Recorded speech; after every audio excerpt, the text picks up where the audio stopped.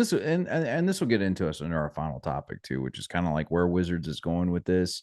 Like I don't think they understand what players like by that time you're not god tier level characters, but people around the world know who you are. Yeah. Like you are like when you walk in, people are like, "Yeah, you don't mess with that guy. Like his thought's gonna blow you up." It's like meeting the villain, the end villain in an anime in the first episode. You're like, "Oh, that guy's bad. Don't fucks with him right now." And we're not getting that with some of these changes. The fact that they're reverting it closer and closer back to five, that it's just going to be a book that you can bring to the table. This is your plus one book right here, and it's not even a good plus one book because some of the Well, it changes. would replace the PHB. It would be, The moment you replace the PHB, yeah, it's over. Like yeah, that's it. This is a new edition. When you replace the PHB, it's over. That's a whole yeah. new edition because this is a whole new set of rules. How are you supposed to play this version of the sorcerer and the old sorcerer? Because the old Right. sorcerer, because now think about this, the old rules still apply. They've said that the old rules still apply. Well, I'm going to use the twin spell from the old book. Yeah. I'm going to use the old sorcerer version from the old book that has wild magic at the beginning, that has clerics at the beginning and warlocks at the beginning. Like that's the thing that they're not like. I don't know where Wizards is like losing their mind on this one and where the thoughts going on there, but they need to sit back. I don't know, maybe go actually talk to people who play the game and listen to them. This has been Yeah. my issue with like Blizzard and all these other game developers that have been trying to do this. They sit there and, well, we think this is what the players want. Here's the list right here. I know people really can't see it because my photo thing is right there, but here's the list right here. This is what we want. Can you make this happen? Well, we could, but that's not what you want. This is what we think you want. And it's this whole list of things is Yeah. like, that's nothing that we've ever wanted ever. All right. The same, like I said, Blizzard's done it. I'm just very familiar with Blizzard games. Larian did it right. When Larian did Baldur's Gate 3, they were like, oh, well, this is what players want. So let's just do that. And that's why Larian did so well with Baldur's Gate 3 versus every other game. And now every other game is mad because they can't sit out here and put in the same kind of content because it's like, well, our investors and stuff like that. Just do it. I'm telling you, if you would just do what the players want instead of what you think the players want, your games would start selling out amazingly. And nobody's able to prove this argument to me wrong. I don't know why they the only people who are shilling against Larian right now are game developers because they're mad because they got called out.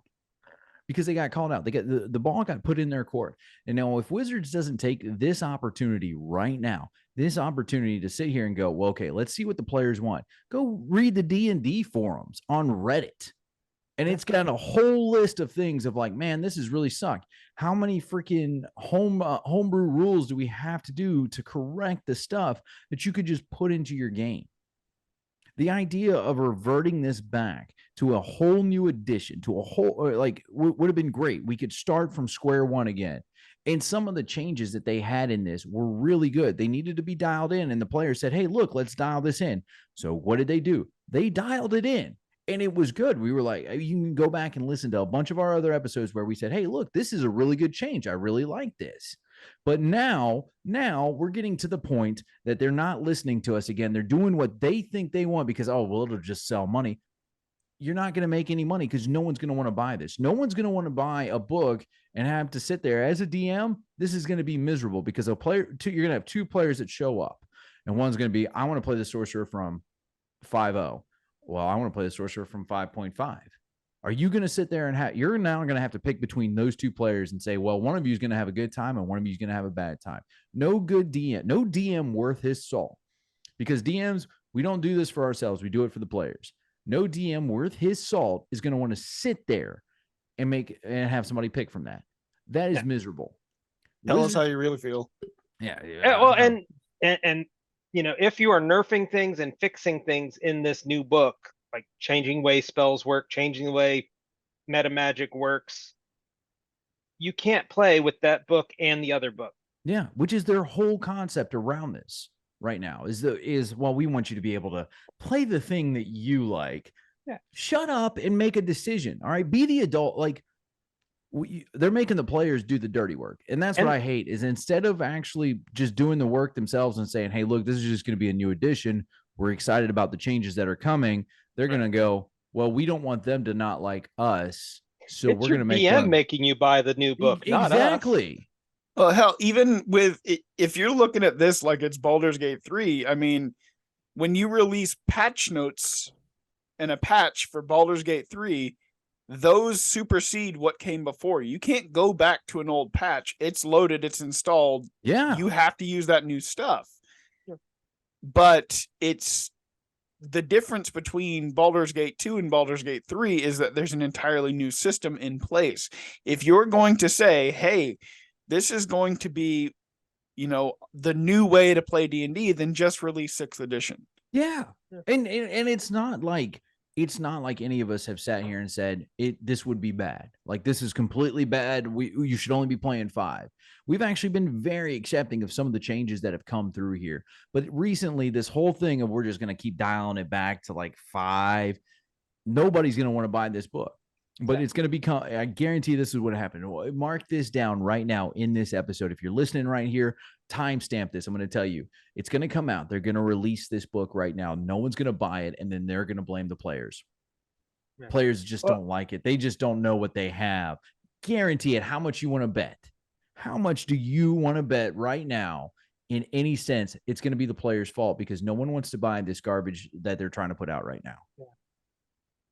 And they're misanalyzing some of the feedback that they are getting when you hear them talk about how, they didn't like the way that we changed wild shape, so we're going to go back to the way. No, it's not that they didn't like the way the one you put in there worked.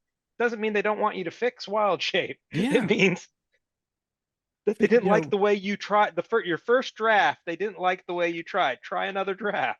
Not even trying to draft, just go in and see. Hey, look, find the players. There's plenty of YouTubers out there right now. Some guys who obviously get way more views than we do, and they effectively go in and they say, "Hey, look, this is the changes. These are the homebrew rules we use. This is what works." All right, and people are like, "Hey, man, we started using that in Arcana." Go watch it. Go look at their comments, and it'll show you. Oh yeah, well that's awesome. We worked, and it works like that. Go do that.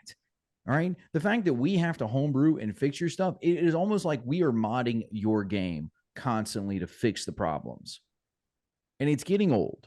Like, look, I love D&D for what it is. I really, really do. All right. This game means a lot to me. Granted, I'm not a D&D purist. I started playing Pathfinder before I played D&D. But I love D&D. But it's getting to the point where they're releasing these things now that it's just getting more and like, just listen to the players. It's not hard. It's quit saying you think. All right. I hear that all the time in all these interviews from a lot of developers, whether it's video games, whether it's tabletop games, whether it's anything. Well, we think you want to. I hear that in the Army. Oh my God. You want to know how annoying it is to hear that in the Army? Well, we think this is what soldiers want. Really? Have you actually spent 5 seconds with a soldier out in the field? That is not what they want. You've been listening to Chef Bolgg and the Pirate Captain's Recipes for Everything, featuring Loke the Bard. Like, follow, subscribe, and share this podcast. You can also find them on Facebook, Twitter, and YouTube. Just search for Chef Bolgg and the Pirate Captain's Recipes for Everything. Questions, comments, and mutiny requests can be sent to bolgandpc@gmail.com. And as always, happy adventures.